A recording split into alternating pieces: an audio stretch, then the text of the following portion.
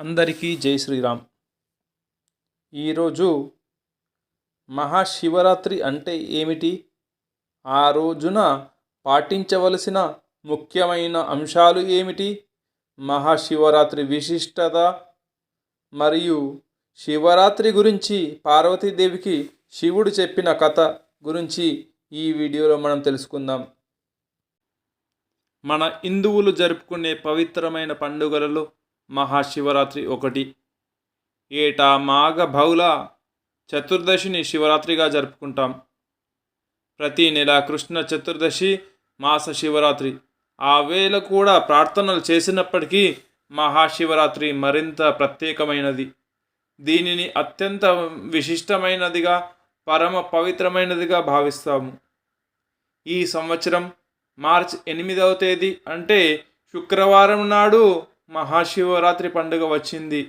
ఈ రోజున ముక్కోటి దేవతలలో సనాతనుడైన శివుని భక్తి శ్రద్ధలతో ఆరాధిస్తే కోరిన కోరికలన్నీ తీరుస్తాడని భక్తులందరి నమ్మకం. మహాశివరాత్రి రోజున జ్యోతిర్మయ రూపంలో, ఒక మహాలింగ రూపంలో శివుడు ఉద్భవించాడని చాలామంది నమ్ముతారు. ఈ పవిత్రమైన రోజున ఈశ్వరుడు తన దర్శనం ద్వారా విశ్వానంతటిని దేదీప్యమానం చేసిన ఈ సమయంలో అస్సలు నిద్రపోకూడదు. శివరాత్రి రోజున ఉపవాసం ఉండి జాగారం చేస్తే పాపాలన్నీ నశిస్తాయని, పుణ్యం వస్తుందని భక్తులందరి నమ్మకం.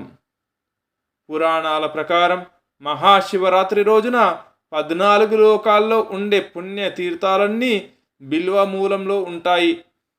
అందుకే ఈ పవిత్రమైన రోజున ఉపవాసం ఉండి ఒక్క బిల్వపత్రాన్ని అయినా పరమేశ్వరునికి సమర్పించి తరించమని శాస్త్రాలు చెబుతున్నాయి.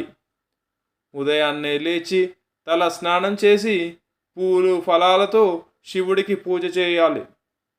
ఈ రోజున ప్రతి దేవాలయము కిక్కిరిసి ఉంటుంది. ఇక శివాలయాల సంగతి చెప్పనవసరం లేదు. ఇసుక వేస్తే రాలనట్టు భక్తుల రద్దీ కనిపిస్తుంది. అభిషేకాలు, పూజలతో పరమశివుని ఆరాధిస్తారు. భక్తుల పాలిట కల్పతరువు అయిన శివుడికి ఈ విశిష్ట దినాన రోజంతా ప్రత్యేక పూజలు జరుగుతూ ఉంటాయి. రాత్రి కూడా దేవాలయాలు తెరిచే ఉంటాయి. పూజలు, భజనలతో శివనామం మారుమోగుతూ ఉంటుంది. ఈ పర్వదినాన లింగాష్టకం, శివ పంచాక్షరి జపిస్తారు. దీపారాధన చేసి భక్తి ప్రపత్తులతో రుద్రాభిషేకం చేస్తారు. శివ పార్వతుల కళ్యాణం చేస్తారు. రోజంతా పరమేశ్వరుని ప్రార్థనలతో, చింతనతో గడిపి రాత్రి జాగరణ చేస్తారు. శివరాత్రి పర్వదినానికి ఉపవాసం, జాగారం ముఖ్యం. భక్తులు ఈ రోజున పరమేశ్వరుని ఆరాధించడమే కాకుండా ఏ తప్పులు చేయకూడదని, అబద్ధాలు చెప్పకూడదని విశ్వసిస్తారు. ఏడాది పొడుగునా ఏ పూజలు చేయని వారు కూడా మహాశివరాత్రి నాడు ఈశ్వరుని ప్రార్థించి శివ సన్నిధి పొందినట్టు పురాణాల్లో ఎన్నో కథలు ఉన్నాయి. ఆఖరకు పాపాత్ముడు కూడా శివరాత్రి రోజున అనుకోకుండా నియమాలు పాటించినా సరే ముక్తి లభిస్తుంది అంటారు. గుణనిధి కథ ఇందుకు సాక్ష్యం. శివుని ప్రసన్నం చేసుకోవడం చాలా తేలిక. అందుకే భక్తవశంకర అన్నారు. బ్రాహ్మణ కులంలో పుట్టిన గుణనిధికి ఏ ఆచారాలు పట్టవు. దుర్గుణాలన్నీ అలవరుచుకుంటాడు. అన్ని విధాలుగా పతనమైన అతను మహాశివరాత్రి నాడు కావాలని కాకుండా అన్నం దొరక్క ఉపవాసం ఉంటాడు. ప్రసాదం దొరుకుతుందనే ఆశతో దేవాలయానికి వెళ్తాడు. చీకటిలో కనిపించక అవసరం కోసం దీపం వెలిగిస్తాడు. జాగారంలో తూగుతున్న భక్తుల అలకిడికి భయపడి పారిపోబోయి అనుకోకుండా శివ సన్నిధిలో ప్రాణాలు విడుస్తాడు. ఆ విధంగా ముక్తి పొందుతాడు.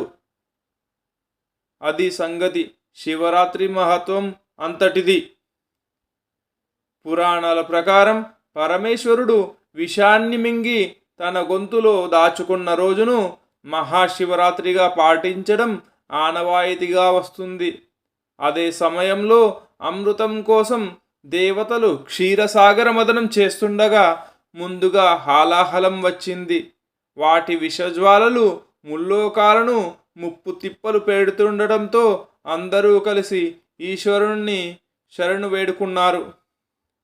భక్తవశంకరుడైన పరమేశ్వరుడు ఆ సమయంలో హాలాహలాన్ని తీసుకొని దిగమింగి తన కంఠంలో బంధించాడు.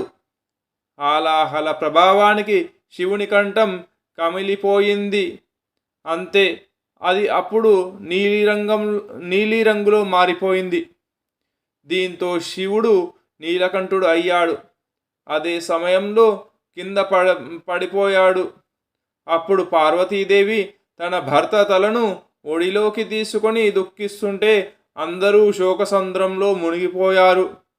అప్పుడు శివుడు మెలకువలోకి వచ్చేంత వరకు జాగరణ చేశారు. నాటి నుండి భక్తి శ్రద్ధలతో శివుణ్ణి పూజించి జాగరణ చేయడం ఆనవాయితీగా వస్తుంది. మరో కథనం ప్రకారం, పురాణాల ప్రకారం ఒకప్పుడు కైలాస పర్వతం మీద పార్వతీ పరమేశ్వరులు సుఖాసీనులై ఉన్నారు. అప్పుడు పార్వతీదేవి శివునితో అన్ని వ్రతాలలో ఉత్తమమైన వ్రతం ఏది అని అడిగాను. అప్పుడు ఆ పరమేశ్వరుడు శివరాత్రి వ్రతం అన్ని వ్రతముల కన్నా ఉత్తమమైనది అని జవాబు ఇవ్వడంతో పాటు ఆ వ్రతం యొక్క విశేషాలను తెలియజేస్తాడు. ఈ వ్రతాన్ని మాఘబహుళ చతుర్దశి నాడు మాత్రమే ఆచరించాలని, తెలిసి చేసిన తెలియక చేసిన ఈ వ్రతాన్ని ఒక్కసారి చేసిన యముని దండన నుండి తప్పించుకొని ముక్తి పొందుతారని వివరించారు. అదే సందర్భంలో పార్వతీదేవికి ఒక ఆసక్తికరమైన కథను చెప్పాడు. ఆ వివరాలేంటో ఇప్పుడు తెలుసుకుందాం. ఒకప్పుడు ఒక పర్వత ప్రాంతమున హింసావృత్తి గల వ్యాధుడొక్కడు ఉండెను. అతడు ప్రతి ఉదయం అడవికి వేటకు వెళ్ళి సాయంత్రం ఏదేని ఒక మృగాన్ని చంపి తెచ్చి కుటుంబాన్ని పోషించేవాడు. కానీ ఒకనాటి ఉదయమున బయలుదేరి అడవి అంతా తిరిగినా ఒక్క మృగము కూడా దొరకలేదు. చీకటి పడుతున్న ఉత్త చేతులతో ఇంటికి వెళ్ళడానికి మనసు ఒప్పుకోలేక వెనుకు తిరిగెను. దారిలో అతనికొక తటాకము కనిపించెను. ఏవైనా మృగాలు నీరు తాగుట కోసం అచ్చటికి తప్పకుండా వస్తాయని వేచి చూసి వాటిని చంపవచ్చునని ఆలోచించి దగ్గర ఉన్న ఒక చెట్టెక్కి తన చూపులను అడ్డంగానున్న ఆకులను కాయలను విరిచి కింద పడవేసాగెను. చలికి శివ శివాయని వణుకుచు విల్లు ఎక్కుపెట్టి మృగాల కోసం వేచి ఉండెను. మొదటి జామున ఒక పెంటిలేడి నీరు తాగుటకు అక్కడకు వచ్చెను. వ్యాధుడు దానిపై బాణము విడువబోగా లేడీ భయపడక, వ్యాధుడా నన్ను చంపకుము అని మనుష్య వాక్కులతో ప్రార్థించెను. వ్యాధుడు ఆశ్చర్యపడి మనుష్యుల వల్ల మాట్లాడు నీ సంగతి తెలుపుమని కోరెను. దానికి జింక, నేను పూర్వజన్మమున రంభయ్యను, అప్సరసను, హిరణ్యాక్షుడను రాక్షసరాజును ప్రేమించి శివుని పూజించుటను మరచితిని. దానికి రుద్రుడు కోపించి, కామాతురయైన నీవు నీ ప్రియుడును జింకలుగా 12 గడిపి ఒక వ్యాధుడు బాణముతో చంపనుండగా శాప విముక్తులవుదురని సెలవు ఇచ్చెను. నేను గర్భిణిని, అవధ్యను కనుక నన్ను వదులుము.